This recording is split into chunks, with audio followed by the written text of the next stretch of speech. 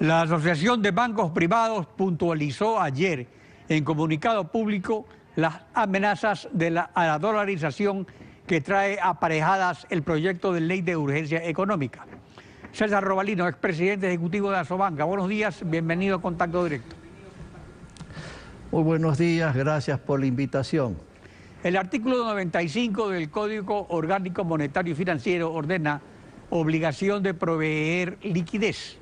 El Banco Central del Ecuador estará obligado a satisfacer oportunamente la demanda de liquidez en la República del Ecuador con el objeto de garantizar el desenvolvimiento de las transacciones económicas.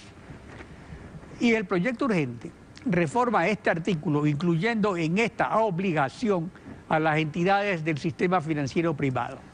Esta reforma prevé que el Banco Central será incapaz de cumplir esta obligación. Mire, esa es una obligación del Banco Central.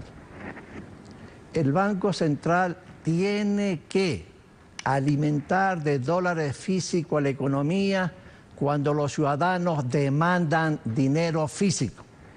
Y si es que el Banco Central y el gobierno no está dispuesto a absorber eso, transfiérale a la banca privada esa facultad y deje que los bancos privados importen, ¿sí? Pero el Banco Central y la autoridad correspondiente durante 10 años impidió eso, ¿sí? Impidió. Así es que ese es el primer punto. Pero Alfredo, permítame decirle que a mí me parece bien el comunicado de la asociación. Sin embargo, se le ha escapado 2 o 3 puntos. ¿A los efectos de qué? De fortalecer la dolarización y para evitar que el gobierno haga cosas extrañas y raras. No obstante, que el gobierno y el presidente han dicho que la emisión de dinero electrónico será facultad de la banca privada. Yo sugiero, para evitar los temores y dudas que existen en los mercados y en la agente económica, las siguientes medidas a esa comisión y al señor presidente Muñoz, para él. Primero, en forma tajante, clara, explícita y franca, debe prohibirse al Banco Central del Ecuador y a la banca pública emitir dinero o billetera electrónica. ¿Por qué la banca pública? Porque el día de mañana este frente económico correísta que trabaja y está al lado del presidente Moreno le puede dar la vuelta a través de la banca pública a financiar el déficit fiscal emitiendo billetera o dinero electrónico. Primera sugerencia. Segundo, que no está y no menciona la asociación y no menciona el proyecto de ley, es el respaldo al emitir dinero o billetera electrónica será 1 a 1. ¿Qué significa eso? Si usted, Alfredo, va a un banco, cuando esté el banco facultado, y le dice, oiga, necesito $500, emita en mi billetera electrónica los 500. Usted entrega $500 en efectivo y le cargan en su celular $500 y comienza usted a gastar. O le autoriza al banco, cárgueme en el celular $500 y me debite en mi cuenta corriente o en mi libreta de ahorro. Respaldo 1 a 1. Eso hay que ponerlo en el proyecto de ley que se está discutiendo. Tercero, para estimular los medios de pago como tarjetas de crédito, tarjetas de débito y dinero electrónico, hay que reducir el IVA, no 1%, hay que reducir entre 2 y 3%, ¿sí? Cuarto, en forma voluntaria, a mi juicio personal, y yo he sugerido eso en 2 conversaciones con 2 bancos privados importantes, el costo, la tarifa por el primer año debe ser gratuito. Los bancos argumentarán algo que es muy racional.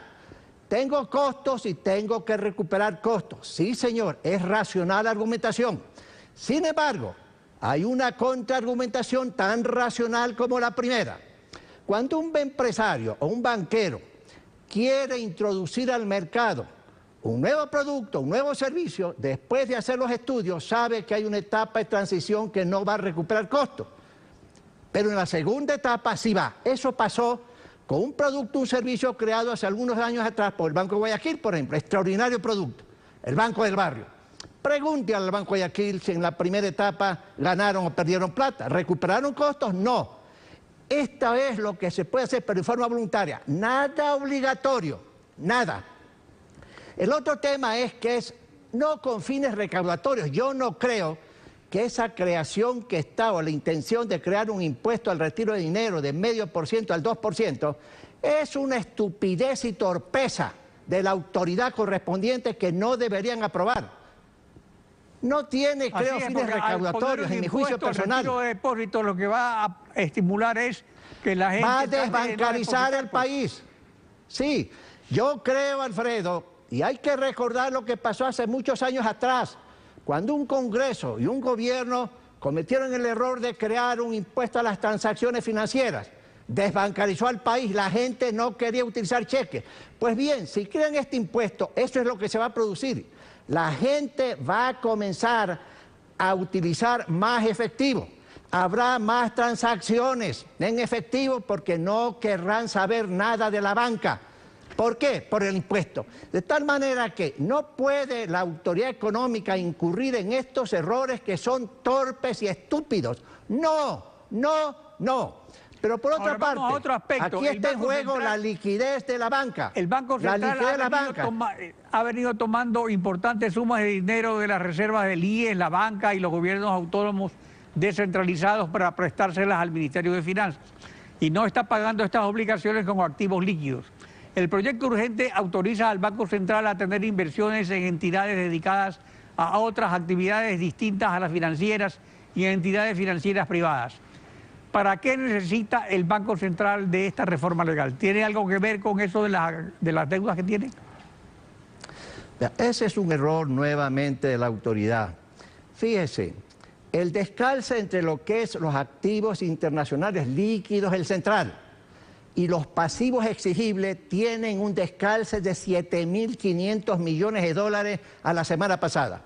El gobierno actual está cometiendo el mismo error que el gobierno anterior, utilizando recursos que no son del gobierno. Como usted afirmaba, y yo lo denuncié varias veces hace muchos años atrás, y le dije al alcalde de Quito y al alcalde de Guayaquil que ya no tenían financieramente la plata que ellos dicen tener en el Banco Central, han utilizado nuevamente. Hoy por hoy, sencillamente con la entrada de crédito de 2.500 millones, las reservas líquidas subieron al nivel que yo le digo. Y las reservas bancarias naturalmente están cubiertas de 1 a 1, pero a medida que el gobierno gaste, las reservas líquidas van a bajar y se viene el descalce con las reservas bancarias. No puede el gobierno, no puede este frente económico correísta seguir insistiendo y llevarse la plata que no es de ellos. Eso es peligroso para la dolarización.